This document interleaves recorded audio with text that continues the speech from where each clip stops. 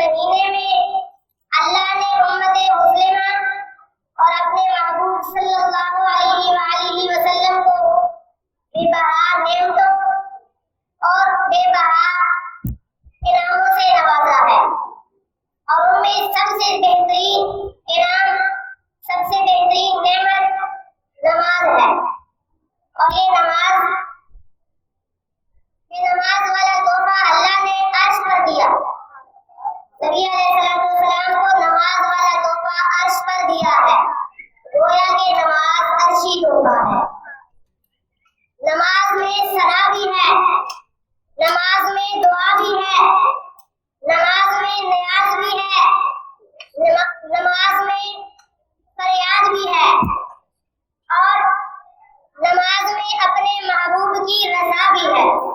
نماز ایک گلدستہ ہے، جتنی بھی عبادتیں ہیں تھوڑی تھوڑی عبادتوں کا مجموعہ، تھوڑے تھوڑے نمونے نماز کے اندر بیان کرتی ہے۔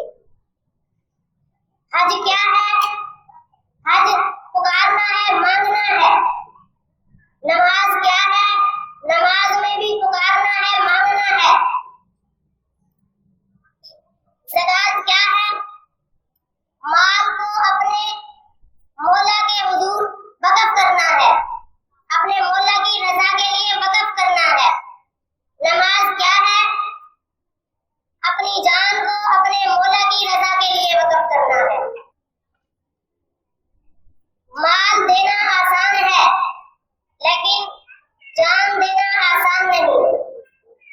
اللہ اپنے قرآن میں فرماتے ہیں، قُلْ إِنَّ صَلَاتِي وَنُسُكِي وَمَحْيَايَ وَمَمَاتِي لِلَّهِ رَبِّ الْعَالَمِينَ۔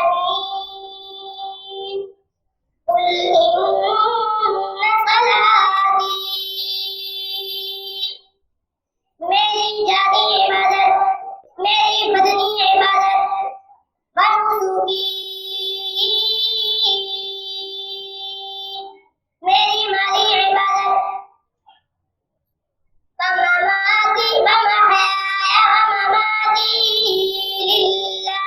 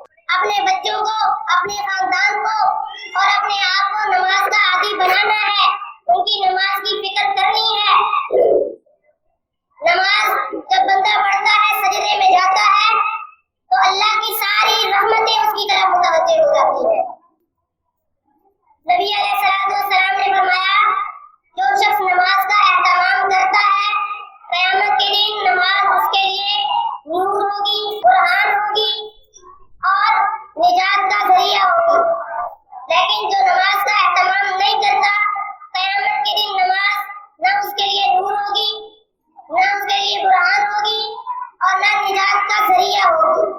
قیامت کے دن اس کی سیٹیں فرعون، حامان، ابی بن خلف کے ساتھ بک ہو گئی۔ قیامت کے دن حشر اس کا فرعون، حامان، ابی بن خلف کے ساتھ ہوگا۔ نمازی جو ہوں گے وہ نبی علیہ السلام کے ساتھ جنت میں جا رہے ہوں گے، اور نماز نہ پڑھنے والا، نماز کا مذاق اڑانے والا قیامت کے دن اپنے وڈیروں کے ساتھ جہنم میں جا رہے ہیں۔ آپ علیہ السلام نے فرمایا حضرت ابو ہریرہ سے کہ اے ابو ہریرہ، اگر کسی کے گھر کے سامنے ایک نہر ہو اور اس نہر کے اندر 5 مرتبہ غسل کرتا ہو تو کیا اس کے جسم پر کوئی میل کچیل باقی رہے گی؟ حضرت ابو ہریرہ رضی اللہ تعالیٰ عنہ کہنے لگے نہیں اے اللہ کے رسول صلی اللہ علیہ وسلم، کوئی میل کچیل باقی نہیں رہے گی۔ تو نبی علیہ السلام نے فرمایا یہی مثال نماز کی ہے کہ جب بندہ نماز کو پڑھتا ہے تو نماز ایسے ہی گندگی دور کر دیتی ہے، ایسے ہی پاک کر دیتی ہے۔ کتنی پیاری مثال سمجھائی نبی علیہ السلام نے کہ نماز ایسے ہی، نماز خود پاک ہے، جو اس کے ساتھ دوستی لگائے گا، جو اس کے ساتھ یاری لگائے گا، نماز اس کو بھی پاک کر دے گی۔ اسی طرح نماز جو پڑھتا ہے تو اللہ اس کو گناہوں سے ہٹا کر نیکیوں کی سمندر میں لا کر دیں گے۔ نبی علیہ السلام نے فرمایا قیامت کے دن سب سے پہلے حقوق اللہ میں سب سے پہلے نماز کا حساب ہوگا۔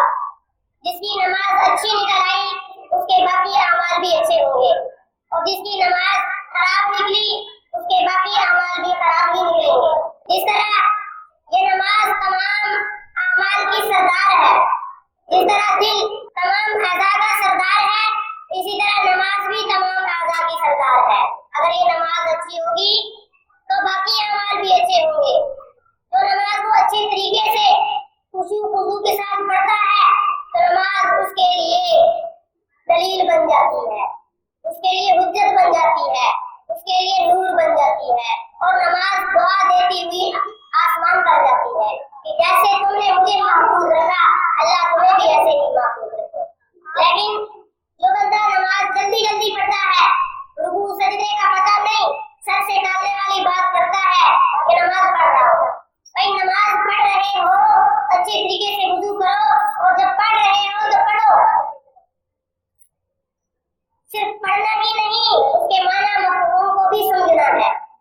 جب بندہ جلدی جلدی نماز پڑھتا ہے تو نہ اس کے لیے نور، نہ حجت اور نہ نجات کا ذریعہ، اور وہ نماز کالے کپڑے میں لپیٹ کر اس کے منہ پر مار دی جاتی ہے اور بددعا دیتی ہوئی جاتی ہے کہ جیسے تم نے مجھے برباد کیا اللہ تمہیں بھی ایسے ہی برباد کرے۔